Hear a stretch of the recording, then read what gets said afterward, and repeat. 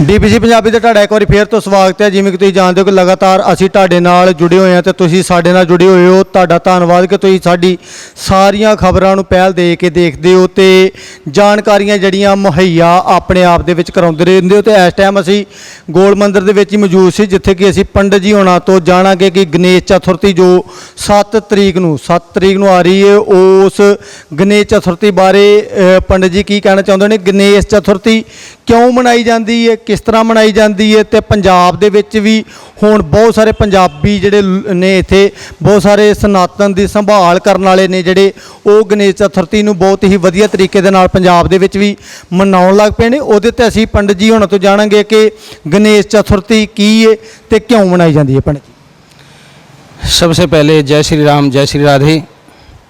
और मैं एक बार फिर से आपका चैनल का जो है बहुत बहुत स्वागत करता हूँ और आपका धन्यवाद भी करता हूँ, क्योंकि आप समय समय पर और हर जो है त्योहार के मौके पर और आकर के हमारे धर्म के बारे में, हमारे सनातन के बारे में आप जो है हमारे भक्तों को और हमारे जितने भी प्रभु प्रेमी हैं उन सबको जो है प्रेरित करते हैं, उनको जानकारियाँ देते हैं धर्म के बारे में। तो इसलिए मैं आपका बहुत बहुत धन्यवाद करता हूँ। जैसे कि आपने अभी अभी कहा कि गणेश चतुर्थी क्यों मनाई जाती है और गणेश चतुर्थी कैसे मनाई जाती है और इसके फ़ायदे क्या हैं, तो सबसे पहले मैं आपको बता दूं कि गणेश जी जो हैं हमारे रिद्धि सिद्धि के दाता हैं। सर्वप्रथम और गणेश भगवान की पूजा होती है 3300 कोटि जो हमारी देवी देवता हैं उन सब में सर्वश्रेष्ठ सर्वप्रथम और जो है हमारे गणेश जी महाराज की पूजा होती है, क्योंकि इनको भगवान शिव जी द्वारा वरदान प्राप्त है। जब तक हमारे गणेश जी की पूजा नहीं होती तब तक हमें कोई भी शुभ काम जो है आरंभ नहीं कर सकते। हमारे शुभ काम की जो है शुरुआत गणेश जी से ही होती है, चाहे वो कोई पूजा हो, पाठ हो, हवन हो, संगीत हो, कोई गृह प्रवेश हो, कोई भी कार्य हो, उसमें हम सब सर्वप्रथम जो है गणेश जी को मनाया जाता है। क्योंकि गणेश जी क्या हैं, गणेश जी जो है इनके साथ में इनकी 2 पत्नियां हैं।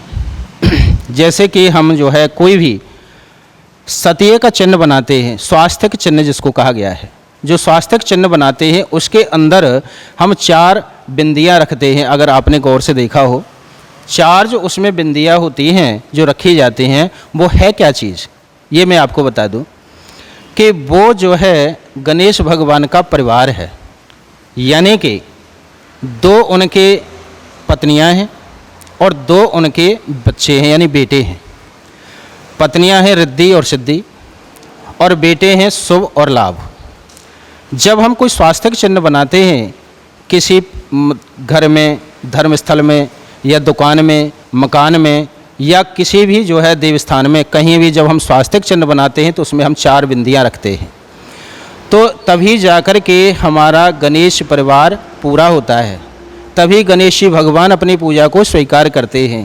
और जो लोग, ये भी मैं आपको जानकारी के लिए बता दूं कि अगर 4 बिंदियां उसमें बीच में नहीं रखते, जब तक स्वास्तिक चिन्ह के बीच, जब तक गणेश भगवान अपनी पूजा को स्वीकार नहीं करते, क्योंकि उनका परिवार अधूरा रहता है। तो इसलिए गणेश चतुर्थी जो है भगवान गणेश जी का जन्म दिन है। तो उस दिन जो है भगवान गणेश जी को हम जो है बड़ी श्रद्धा से, भाव से और जो है उनको अपने घर के अंदर लाते हैं, विराजमान करते हैं, उनको आसन देते हैं और तकरीबन लगभग जो है 11 दिन तक जो है उनके दोनों समय सुबह शाम आरती, पूजा, उनकी मंत्रों का जाप, उनका पाठ, उनके स्तोत्रों का पाठ और जो है ऐसे इत्यादि जो है उनके प्रति हम जो है करते हैं, उनकी पूजा अर्चना करते हैं, भोग लगाते हैं, आरतियां करते हैं, उनको यानी मनाया जाता है, जिससे कि पूरे साल हमारा जो है सुखमय रहे, यानी कि हमारे घर में दुख दरिद्रता दूर हो जाए। तो इसलिए दुख संकटों से दूर रहें, हमारे घर में रिद्धि सिद्धि की प्राप्ति हो, धन धन की वृद्धि हो, यानी कि पुत्र पौत्रादि की वृद्धि हो, वंश की वृद्धि हो, कारोबार हमारा अच्छा चले, ऐसी जो है सिद्धियां प्राप्त करने के लिए ही भगवान गणेश जी को और जो है गणेश चतुर्थी पर अपने घर में विराजमान करके उनकी पूजा करके 11 दिन पश्चात और उनका विधि विधान से उनको विदाई की जाती है, उनको जो है जल में विसर्जित किया जाता है। पंडित जी, जल में विसर्जित किया जाता है 11 दिन के बाद, लेकिन जहाँ पे कई बार देखा है कि बहुत सारे गंदे पानी में उसी मूर्ति को 11 दिन बिठाने के बाद हम प्रवान कर देते हैं। क्या ये सही है? अगर गलत है तो क्यों है? लोग ऐसा क्यों करते हैं? सही पानी तक या सुच्चे पानी तक उसको क्यों नहीं लेके जाते और 11 दिन बिठाने के बाद विसर्जन क्यों किया जाता है? ये आपने बहुत ही अच्छा जो है सवाल किया। मैं एक बार फिर से जो है सभी भक्तों से विनती करूँगा, निवेदन करूँगा कि जिनकी इतनी श्रद्धा और भावना है कि जो कि हम 11 दिन तक भगवान को अपने घर में लाते हैं, उनकी पूजा अर्चना करते हैं बड़ी श्रद्धा भाव से, और 11 दिन के पश्चात उनको किसी गंदे नाले में या गंदी पानी में जो है उनको हम जो है विसर्जित कर देते हैं। अगर कहीं पानी की सुविधा नहीं है या हम उनको स्वच्छ पानी तक नहीं ले जा सकते तो वो जो है गणेश जी को और जो है ना लाएं, उनको स्थापित ना करें। उनको जो है अगर आप उनकी जगह पर किसी भी देव स्थान में जा कर के और वहाँ पर पूजा पाठ करें, ये सबसे अच्छा रहेगा। क्योंकि अगर हम जो है अपने इष्ट की श्रद्धा से पूजा करने के पश्चात अगर गंदे नाली में उनको विसर्जन कर रहे हैं, उनको स्थान दे रहे हैं, तो ये सबसे बड़ा पाप है।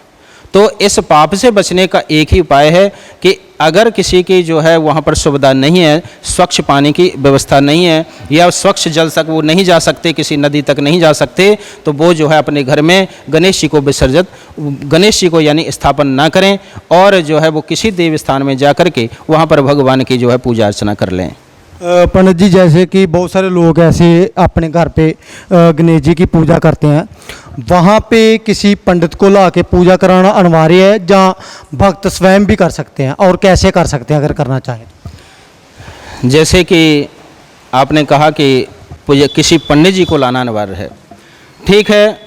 अगर किसी की सामर्थ्य है कि चलो पुजारी जी वहाँ उपलब्ध हैं या पंडित जी कहीं नज़दीक हैं या हम उनको बुला सकते हैं, तो अगर हम इस चीज़ में सामर्थ्य हैं तो विधिवत जो है पंडित जी से बुला करके और जो है पहले कलश स्थापना होती है, फिर जो है विधिवत जो है और पंच लोकपाल इत्यादियों की जो है पूजना अर्चना होती है। विधि विधान से पंडित जी पूजा कराते हैं, पूजा अर्चना करा करके और उनको स्थान देते हैं।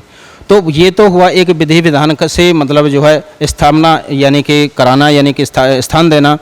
और अगर वैध वे अगर हमारे पास पंडित जी उपलब्ध नहीं है, अगर हम पूजा कराने में असमर्थ हैं या पंडित जी को लाने में असमर्थ हैं या पंडित जी आने में असमर्थ हैं, कि कोई भी बात है, तो फिर उसके लिए हम क्या करते हैं कि मतलब हम खुद ही पूजा कर सकते हैं।